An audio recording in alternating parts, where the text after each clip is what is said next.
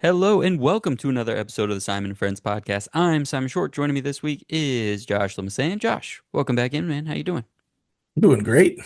We're a full month into the season now. We know some things about teams. So it's been fun watching football.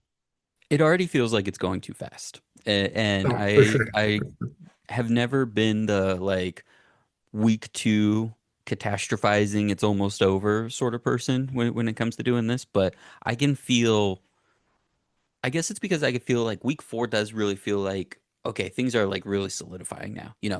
Joe Flacco is being benched. Mhm. Russell Wilson has been benched. We're turning the tide. We'll get to some Shadur Sanders thoughts later, but some key injuries are also kind of formulating, unfortunately, right? Like some guys that are going on like either season-ending IR or like we know like officially where some teams are saying because there's always that initial wave of injuries right at the beginning, and we kind of they're the ones we always end up forgetting about when we tell the story at the end of the year. So we're Yep. just in this point where that like months long attrition has set in, and now we feel like all the new stuff is done and we're just in it. So it's a lot of fun. It's also, I mean, the injuries aren't fun, but it's also the perfect time for our power rankings update. So Josh is here as he is every month for our power rankings. This is 2.0. Again, right now we all have week four fresh in our minds. Right now we're thinking about what the Browns are going to be like with Gabriel or Jackson Dart, or oh my gosh, the Chargers blew that game to the Giants, or oh my gosh, the Ravens are going to be without Lamar Jackson for 2 weeks. But this is what power rankings are. This is what has happened totality for the last 4 weeks.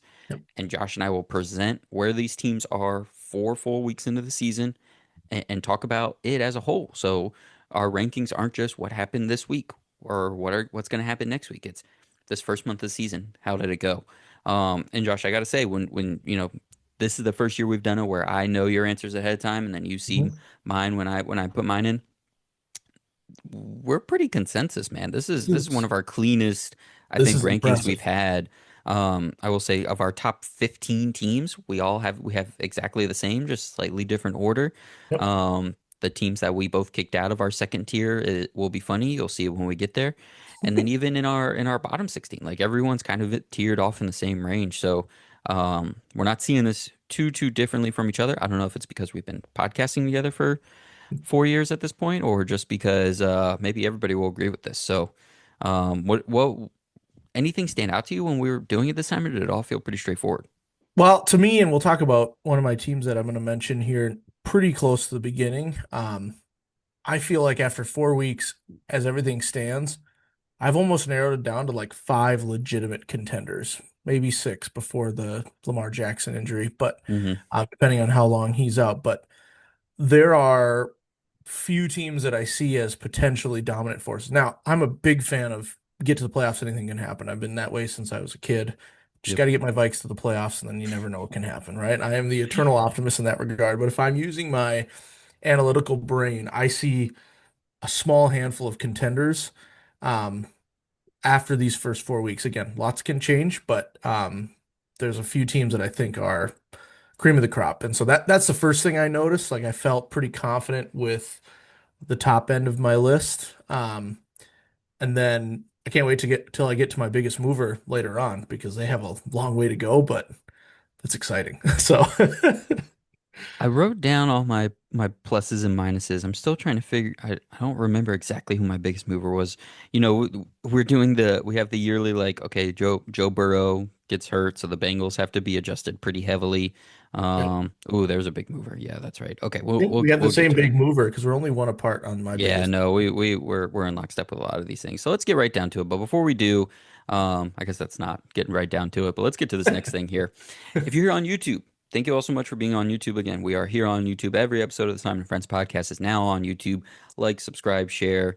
Uh, Appreciate it. Thank you all so much for being here. If you're on audio, you're not going to miss out too much. But know that on YouTube, you will be able to see the graphics of our rankings the whole time. So if you would ever get lost in the who did they say was for? Where was my team? How did I miss that? There's also a visual aid to go along with it if you so choose to be there. Along with this YouTube channel, make sure you're over on Box Score Network as well. You're visiting all these pods individually, as well as seeing what we put on the YouTube channel, Box Score Network on YouTube.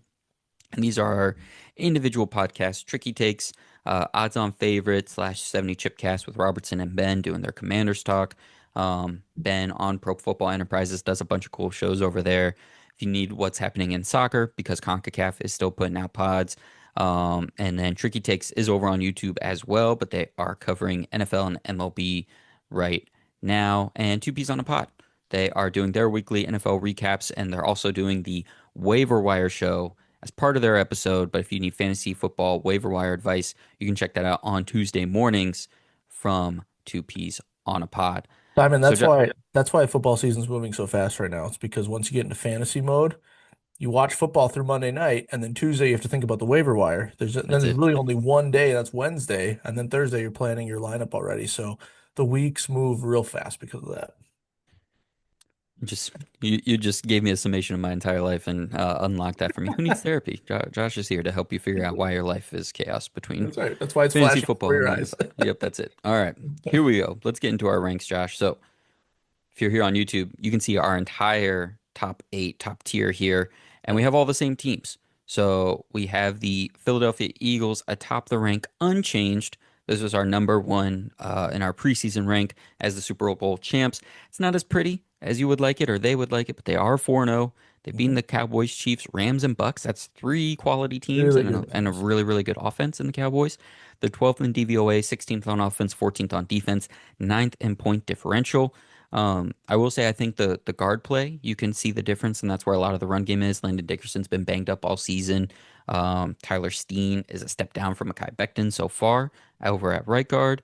And their new offensive coordinator, whose name I did not write down, he's not calling a lot of big potential pass plays. Like I don't know if it's his personal style or just where the team is at, but it's they're just happy, just kind of rolling along, chugging along, and relying Mhm. on that Super Bowl medal to help them get over the hump in these close games against good teams. But do you have any big thoughts on the Eagles here, Josh? No, it's just when you're the reigning champs and you're 4-0 and your schedule has not been easy, you get to stay in the top spot. They have one turnover on the year, and they've even rushed for under 100 yards the past couple of games, and they've still found ways to win. That's what winning teams do. They get a blocked punt at the end of it to steal one from the Rams. So with with nothing crazy happening, with no losses happening, they get to stay in the top spot for now. I will agree with you. You said it's been a little bit inconsistent. It hasn't been the dominance that you'd expect, but again, that proof of concept's there. I don't think their division's as strong as I thought it was going to be at the beginning or before the season as well. So I'm really not, especially at this point, I'm not afraid or worried that they're going to lose any hope or any. They're not going to lose the division this year. And so they're pretty much steady eddies, and so they'll probably drop a couple games here and there. But this team is already getting ready for the playoffs now and another Super Bowl run. So you get that The benefit of the uh, doubt. the Buffalo Bills both are for each of us move up two spots into the number two overall slot here. They're 4-0. They've beaten the Ravens, Jets, Dolphins, and Saints. Third in point differential on the season. So they're beating up on these mostly bad teams that they've played. Sixth in DVOA, first on offense, just 22nd on defense. So that defense is starting pretty slow right now. But those are some, decent offenses when you think about the different things that those groups can do. Um, but they've sustained a couple injuries on the defensive line as well. So, Yeah. you would hope that defense will kind of positively regress back to the mean closer to where they were last year. But this is an elite offense with a quarterback once again just playing at the top of his game, and the run game is once again excellent. So everything is carrying over for this offense, and yeah, number two for both of us. They're rushing for over 163 yards every game. And so I wrote like this is a dream situation for them. They can keep being consistent, staying on the field, running the ball well. And then if a team sells out to stop them, you have Josh Allen back there. And so their offense is pretty close, as close to unstoppable as you can see or as you can have. And then, their defense now has time to figure it out because they're 4-0 as well. There's no threats to the Bills. They have a tough schedule coming up, but they'll be right in every game. So, yeah, that was an easy one for me as well after what happened over the first few weeks. Our first difference here is at number three. I have the Kansas City Chiefs at number three. Josh has them at number four. Again, for viewers on YouTube, I have the far left column. Josh has the middle column. We'll make our consensus ranking in the right hand column there. Josh, I'm just going to give the lowdown on the Chiefs. I feel Okay. like you're going to kind of mostly agree with me. I'll kind of briefly talk about why I also have them ahead of the Packers because I actually flip-flopped them coming out of week four. I had the Packers ahead of the Chiefs going into week four. but then I want you to come in and talk to me about why you have the Rams so high.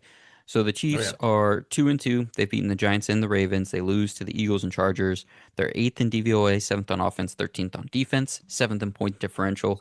Analytically speaking, it's nothing we didn't expect. I think those are pretty good numbers.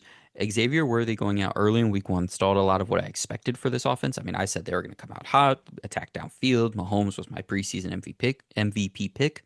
But with Tyquan Thornton emerging and Worthy returning, they might be finding that groove now. Mahomes' intended air yards per pass attempt is currently 7.8, which is his highest since 2020, and the first time it's been above 7 since 2022. So now that Worthy's kind of back, Thornton kind of emerged, Hollywood Brown is in the fold. They are pushing the ball down the field again, and that was a big thing. So now they're 2-0 in their last two games. We see what that downfield attack is like, and that skeleton, what I kind of expected. And so them kind of being on a little bit of run. Meanwhile, the Packers, who I spoke very highly of last time around and have for the last couple of weeks on the pod, they're 2-1-1. They beat the Commanders and the Lions. They lose to the Browns though and tie the Cowboys. So a little skid for them in the last two games of this month. Their offense is stalling with some injuries and shuffling around on the offensive line. But Parsons, even not being full time yet, makes this a really, really good defense. They're ninth in DVOA, 12th on offense, sixth on defense, 10th in point differential. So I really like where these two teams are at. I just kind of flipped them because of the last 2 weeks for each of them. But I think overall, over 4 weeks, they've shown to be really, really strong. Yep. Um, Before you talk about those teams specifically, though, I want you to go and talk about the Rams. I had them at 8, which I think is where we had them last time. So I had them as no change. But Right. tell me why you vaulted the Rams up ahead of the Chiefs and ahead of the Packers. So I vaulted the Rams up because I was thinking of the fact that the Eagles needed that big clutch special teams play to beat them. And this Yep. is now the second time that the Rams have gone toe to toe with the best team in the NFC. And they almost beat them last year in rough weather in the playoffs, and now they're going toe to toe in the early part of the season. I think at worst, this is a top 15 unit on defense and a much better unit on offense. And Yes. watching Stafford just carve up the Colts last week and his chemistry with Puka Nacua and Devontae Adams, I just feel like they are going to be really, really tough to beat. The first thing I wrote was my pick for the Niners to win the West is not looking good. I mentioned that the NFC West was going to kind of beat each other up a little bit, but I thought it was more of like they're all going to be 9-8, 10-7 type of team. And now I think the Rams have a legitimate opportunity to be pushing for that one seed in the NFC. And so they just look really good to me. They haven't beaten anybody great. So I hear you on that. And they did lose to the Eagles, but I feel like their +3 turnover differential is very sustainable. Like their defense is Right. playing well without getting a lot of takeaways. Yes. Their offense has had some stalls in the red zone, but outside of that, they're putting up tons of yards. They just look really, really solid. And I mentioned these before the show. They have the best overall PFF score for whatever that's worth. And so, because it supports my narrative right now, I'm going to claim that it's an important stat. I'm the first one Uh, to admit that I use PFF a lot of times when maybe it's, only when it, fits the thing I'm trying to say. But there is something to be said for that, right? Like they have looked really good, and for a 3-1 team to have the best overall grade, I think that means something a little bit there. So, our whole thing when we ranked the quarterbacks and when we talked about the Rams was if you can keep Stafford upright, he's a top 5, top 10 yes. quarterback, and we're seeing that right now. And so for the first 4 weeks, um, the Rams just look too good to me, and I mentioned my handful of contenders. I have the Rams and the Eagles as the two NFC teams that are legitimate contenders right now. And so in my head, I'm looking at the Rams. Then, if I'm thinking that way, they need to be above the Packers and the Lions. hmm So they get a hmm big jump there. And I don't, the Chiefs, they kind of turned it around last week and they ran the ball a lot better, but the Ravens are really depleted right now. Yeah. The Chiefs struggled with the Giants. Chargers just hmm lost to the Giants. The Giants are hmm probably not as bad as we thought they were going to be, hmm clearly. But the Chiefs have just been pretty pedestrian. I think they have offensive line issues. I think they're still working through some things. You were right about the Worthy injury and things that kind of hindered them hitting the ground running from the start of the season. But I just felt bold in the moment. I was like, you know what? I think the Rams right now can catapult over there. I'm not going to bet against the Chiefs. I still would consider them a contender for sure. and I only dropped them to 4. But I was like, if I'm Right. going to feel this good about the Rams right now, especially after the Packers tied with the Cowboys, Hmm. and it looked really weird, like they were too afraid to try to win that game. Instead, they Yes. kind of Hmm. played for a tie. I was like, what is LaFleur doing? The Well, Cowboys. Love was trying for a win. Love was playing for a win. I True. think it was a message like, I don't, if the time runs out, the time runs out. I'm not going to be that upset about it. Right. Hilarious. And so, Oh.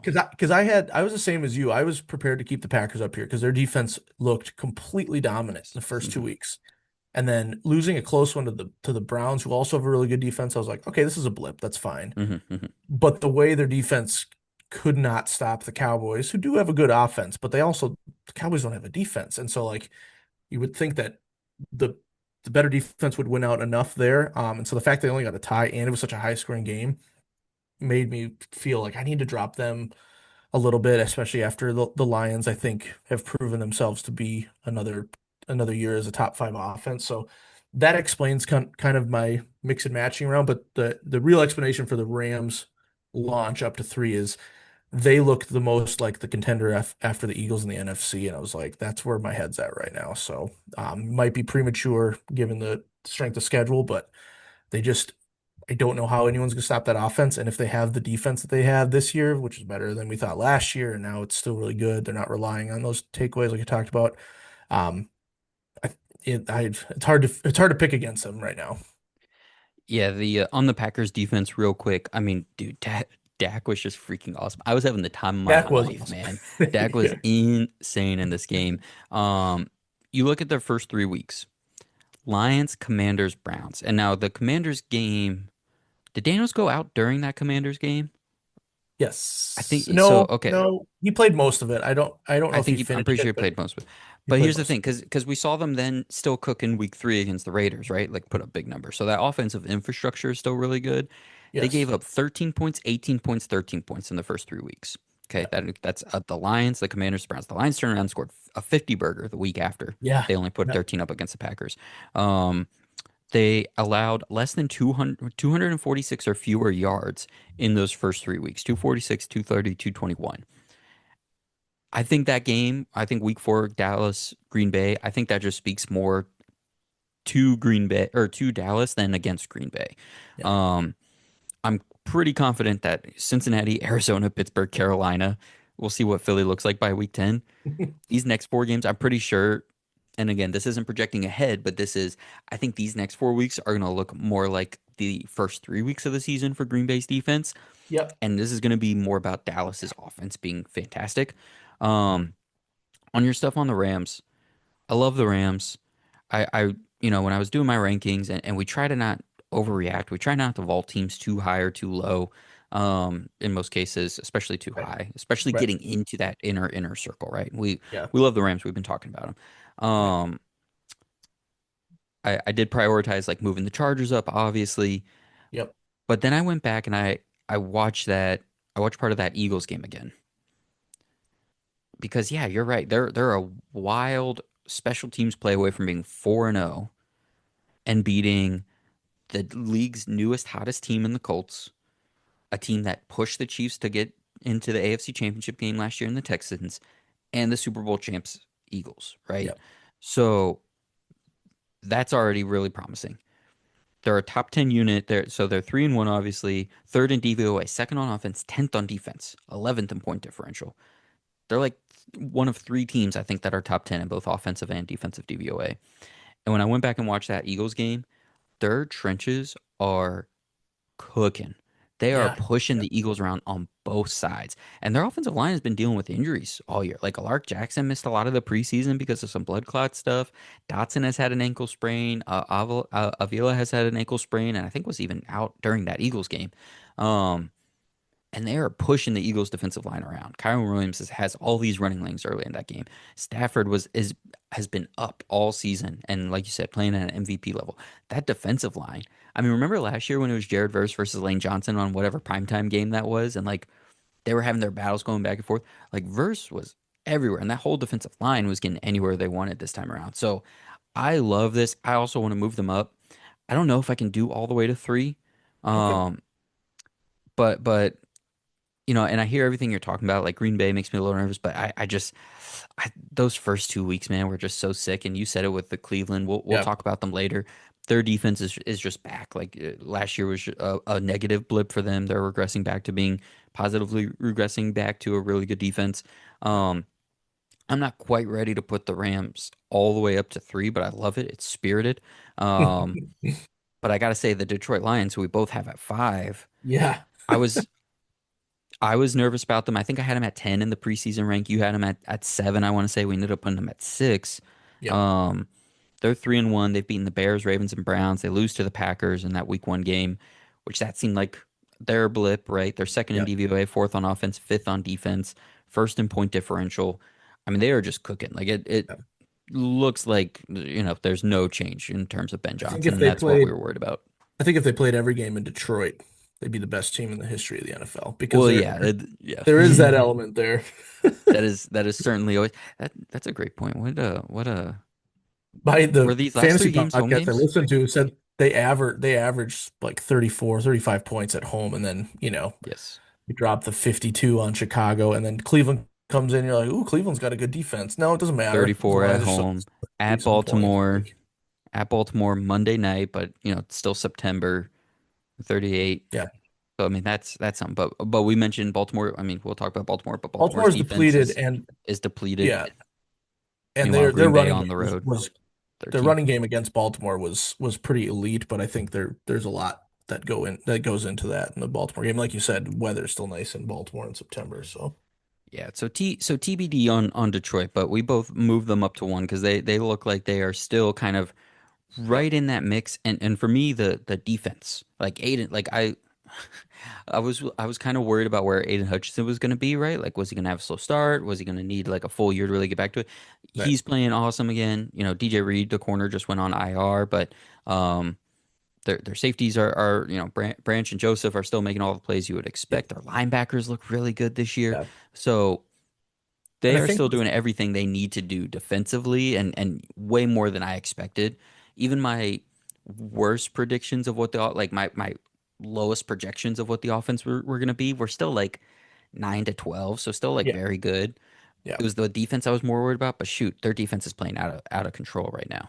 Yeah, and I think I'll for the first time in this episode, I'll mention our favorite phrase, proof of concept. And I think for me, it felt easy to move the Lions back up because we've seen this Lions team before. We were worried about new center, we were worried about new offensive coordinator, but it looks like they're able to work with those new faces there. And so getting healthier on defense, having Aiden Hutchinson back, like this team has shown us that this iteration is really good. And so I think it feels right to have them definitely in the top eight. And I like that we both had him at five. What do we do here, Where though? let me here's what's going to decide it for me. I want to see where because the Packers with their defense, I mentioned how overall like it looks great, but that Rams pass rush looks so good against the Eagles and Green Bay overall. Where are we at with their pass rush? So if I go by QB pressure percentage, the Rams are fourth at 44.9%, and the Packers right now are just 17th.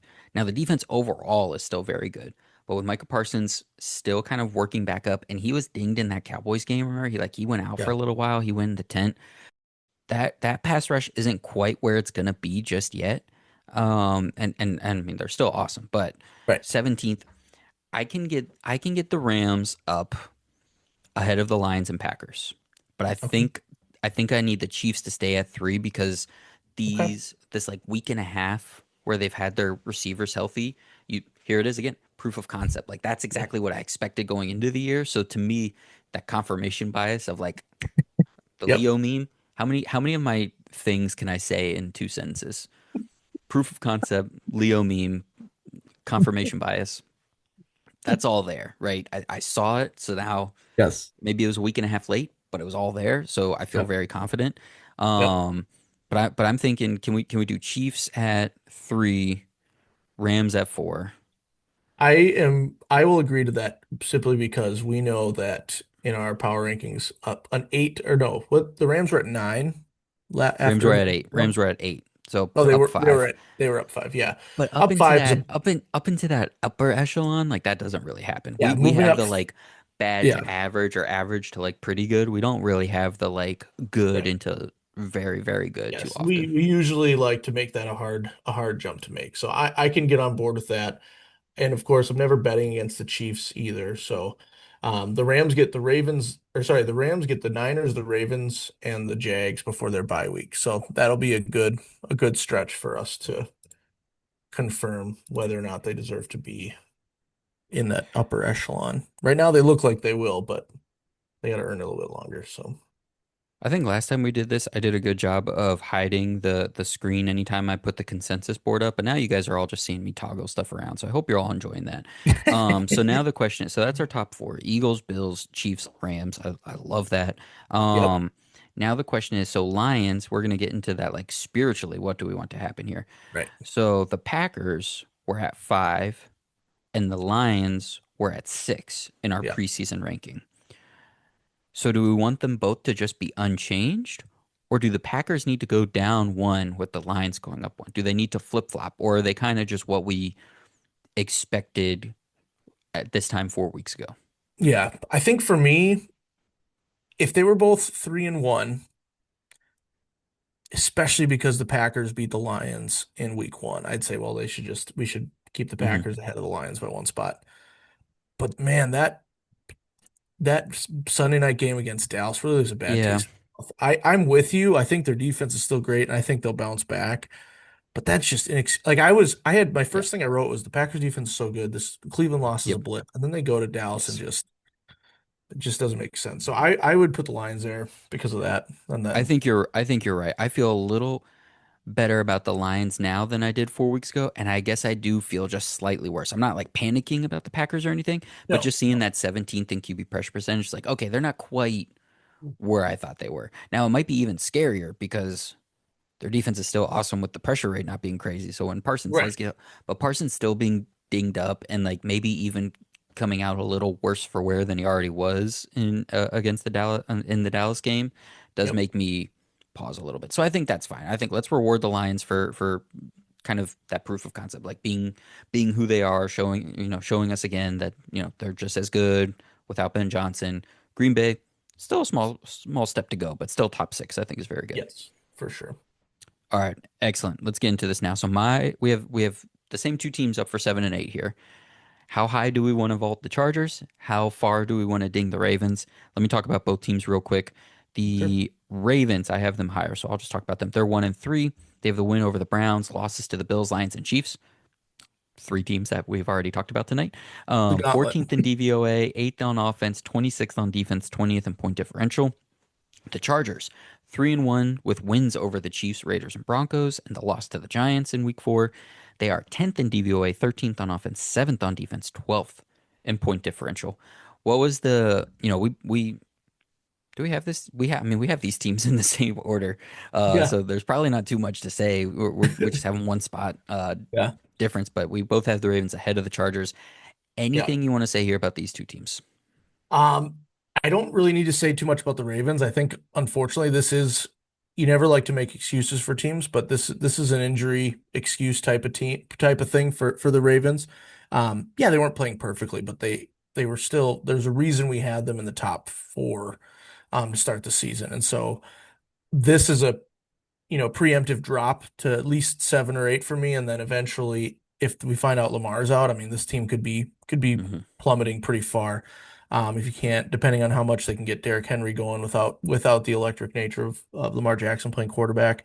And the Chargers, I was ready to put super high up, and then they faltered against the Giants. But I was high on the Chargers in the preseason.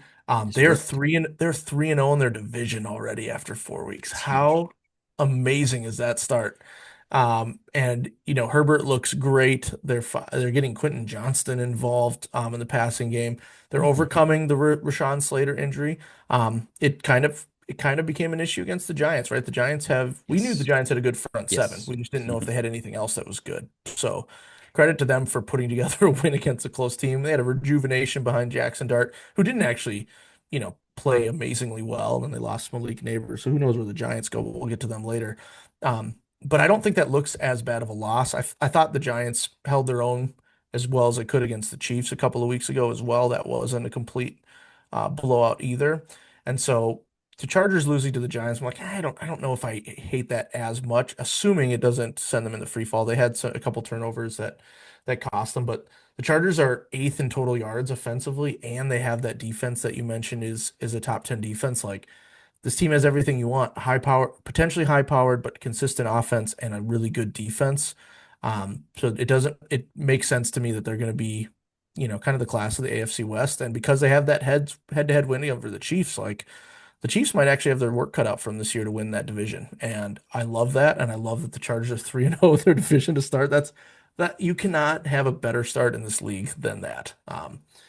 It hurts a little bit to lose to the Giants right after that, of course, but an NFC loss is not the end of the world come the end of the season. So 4-0 is just hard to do, man. Winning four straight it's games so in the hard. NFL Yes. is so difficult. All that said, like you're still sticking with the Ravens, one spot ahead of the Chargers for you. I have no problem putting the Chargers ahead. This was again another case of how far do we sink the Ravens? We don't know the extent of Lamar's injury. Hmm. They had the gauntlet of a schedule that, Yes.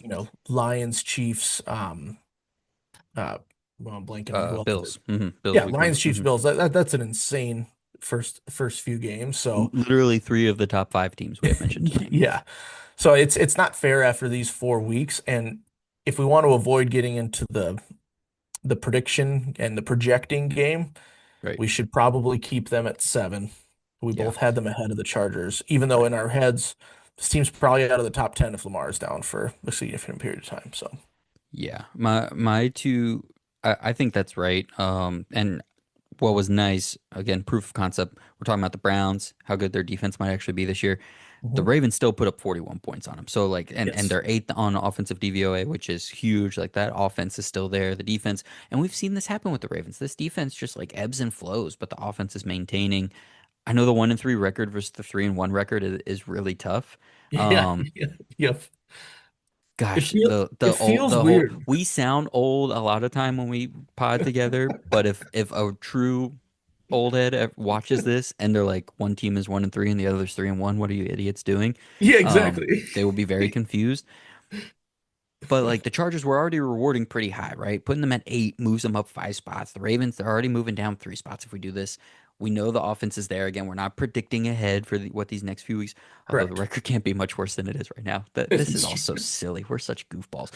But here's two things. My two key things for these two teams that kind of push them. I mean, again, I'm moving the Chargers up, push them down from yes, where I was going to put them.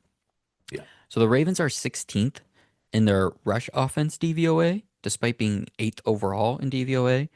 And I was worried about what this team was going to look like going from Patrick McCarry to Andrew Voorhees. Now, I haven't sat down and really paid attention to what Voorhees is doing, and the Ravens still a lot of their advancement, a lot of the numbers in terms of yards before contact for the run game are still good. But I just wonder how much that's playing into it. And fullback Patrick Right. Ricard hasn't played yet this season, so they're not there from fully there from like a personnel run blocking standpoint. And we've Right. seen all the issues Derrick Henry's having, right? So like I in the back of my mind, I'm like, was last year's elite level run like was that a flash in the pan? Like is Yeah. it just enough between Henry a year older, Voorhees, who last year was I think the worst offensive lineman that I watched play last season, significant snaps at least, um, and then like Ricard being out, like it's just is that magic not going to be there? I don't want to overreact, but that's a thing for me. The Yeah. Chargers. What the reason I had him at like 17 in the preseason rankings was Rashawn Slater Yep. because I remembered all those times where the Chargers were without Rashawn Slater and the offensive line was horrible and they couldn't do anything and Herbert's getting pressured. Herbert's still getting pressured a bunch, but he's getting it out in time when he needs to. He's extending plays when he needs to. Over, I think week 2 with Robertson, when I did my overreaction episode and I talked about Herbert, I said, wow, I didn't consider that it's great having Slater and Alt, right? But taking away Slater and moving Alt to that left tackle is basically just like when they had Slater before, where it's if you Right. have this one stud tackle, they're fine, right? Right. They can make everything work. But then when you lose that, that's the issue. And Alt goes down with a sprained ankle in this game against the Giants, and they lose. Yeah. Um, Mhm. the offensive line has not been good. Alt was playing very well at left tackle. He's supposed to only be out a couple weeks. Like he felt like he could go back in. It sounds like Right. they're going to hold him out for a couple weeks, but he's not going to IR, so it should be short term. Again, just thinking ahead a little bit. I do ultimately think we should go Ravens Chargers, but I'm not, if anybody gets in the comments here on YouTube and tells us we're being goofballs or something worse, I'm not We, going to end we up arguing with them.